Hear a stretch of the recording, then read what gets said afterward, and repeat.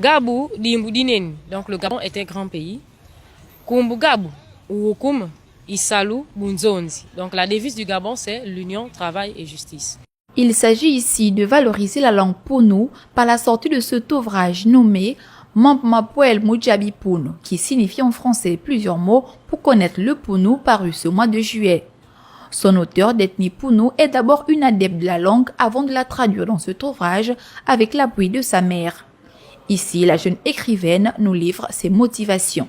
Je dis souvent, savoir parler sa langue, c'est garder son identité et valoriser ses origines. C'est en ce sens que je me suis dit, il faut que nous, les Gabonais, nous puissions retrouver notre identité.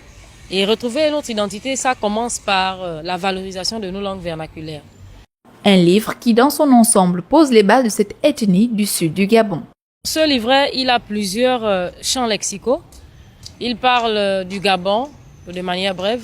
Il parle des verbes, des animaux, du corps humain, compter les chiffres, compter l'argent.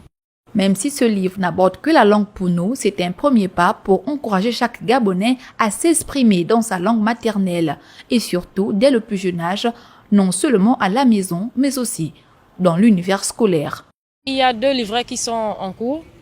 Le livret de conjugaison, il va consister à conjuguer les verbes aux différents temps simples et aux temps composés, en Pounou bien sûr. Et puis il y a un autre livret vraiment que je tiens à cœur, c'est le livret qui sera adapté pour les enfants.